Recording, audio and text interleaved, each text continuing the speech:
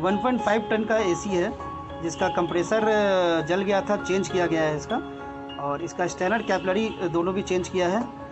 और कंडेंसर को खोलकर पहले नाइट्रोजन से फ्लश किया। फ्लश करने से क्या होता है कि सारा गंदगी, तेल वगैरह सारा कुछ निकल जाता है। और उसके बाद उसको इंस्टॉल करके उसके बाद आप इसको इंस्टॉल करके वेल्डिंग करके, जहाँ भी वेल्डिंग करें अच्छे से वेल्डिंग करें।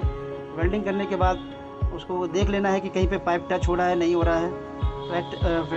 टच होएगा तो वाइब्रेशन होएगा, वाइब्रेशन होगा तो फिर लीकेज का चांसेस रहता है। और उसके बाद आप इसको सबसे ज़रूरी ये है कि वैक्यूम बहुत ज़रूरी है मशीन के लिए। वैक्यूम होने से सारा मॉइस्चर निकल जाता है और जिससे क्या होता है कूलिंग की एफिशिएंसी, कूलिंग बहुत अच्छी होती है।